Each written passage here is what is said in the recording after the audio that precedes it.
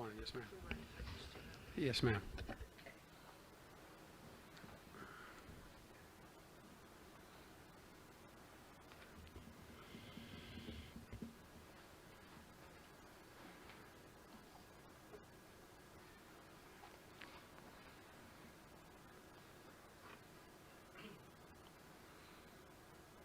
Well, hot off the plane from New York, arriving into Saudi Arabia just this morning is Dallas. Stewart has got Hoist the Gold going in the Saudi Cup on Saturday night. Dallas, welcome along to Saudi Arabia. I know you're just fresh off the plane, but it must be exciting to be here. Very exciting. It's a great race. Glad to be here.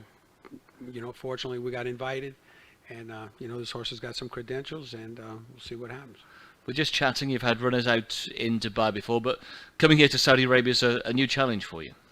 Yeah, I mean, listen, horse racing takes us everywhere. We're very fortunate in what we do to be able to come here, to go anywhere with these great horses, and it's a great experience, and we're looking forward to it. I'm just chatting to Aidan O'Brien yesterday about how international racing's become, I guess, for the Americans, you'd build up towards the Breeders' Cup, and that was the end of the season. But with the Middle East development, it's given you real options through the early part of the next year. Yeah, look, I'm from New Orleans, a little town, small horse racing, small background, built it up over the years. I've got my main man, Pedro Velez from Puerto Rico. We come from all over to try to come running these big races and compete, but we think we got a nice horse. He looks great. And just tell us a little bit about your training career back in the United States. It's going pretty good. I started my own business in '97. I worked for Wayne Lucas 12 years.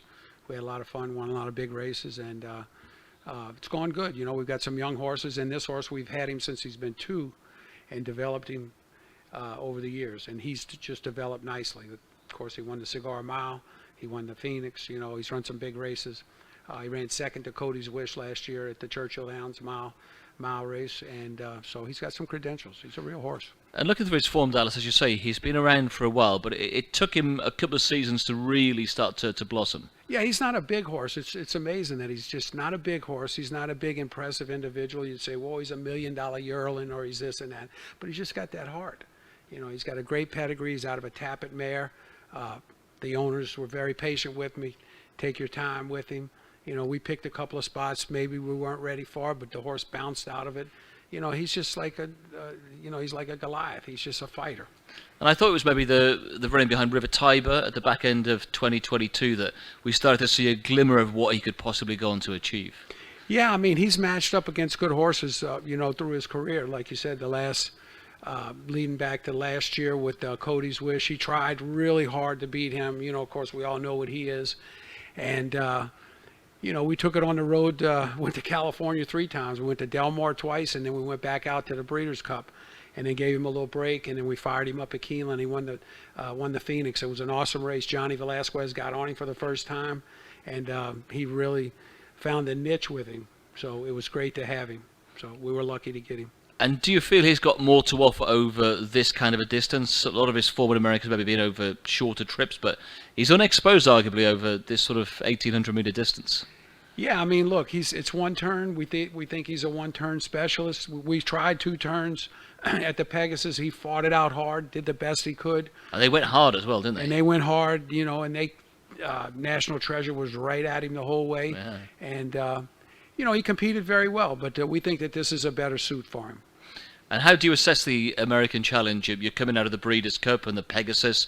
There are form lines that kind of put you all in there with a similar kind of a chance.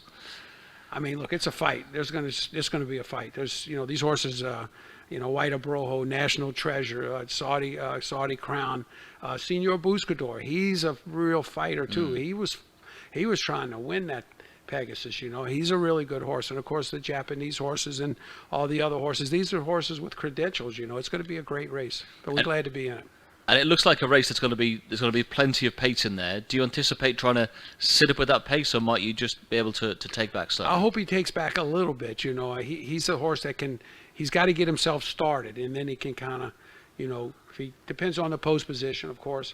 It depends on what Johnny wants to do. Just hope he rides a good, smart race and has something for the end.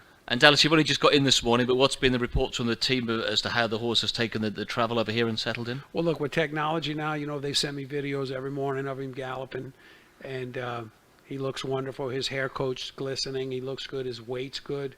I thought maybe he dropped a little bit of weight off the Pegasus, but he's picked it right back up, even with the travel. He's such a good traveler. Like, he could just get on a plane and go and get to a new place like he's been there. He's just a real smart horse.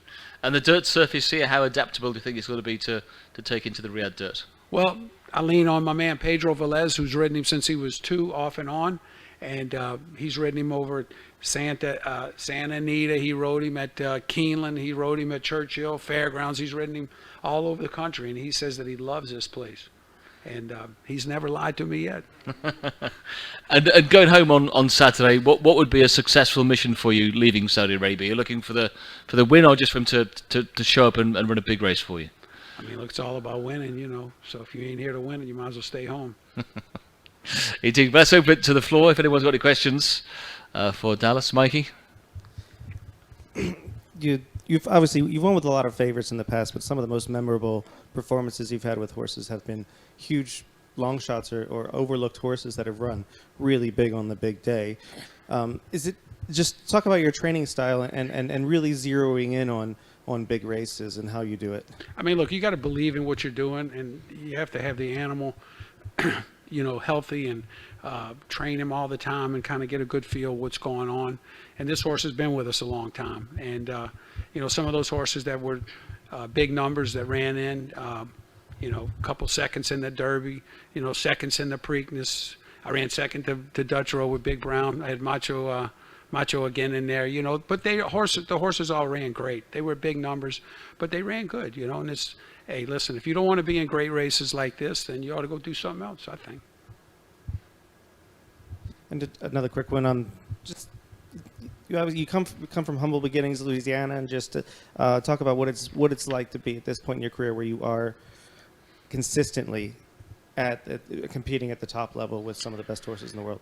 Well, it's about the people that you train for. They send you nice horses over the years, and I got great people that work for me. I mean, Pedro's been with me 25 years. He's one of the guys, but I've got several guys that's been with me 20, 18.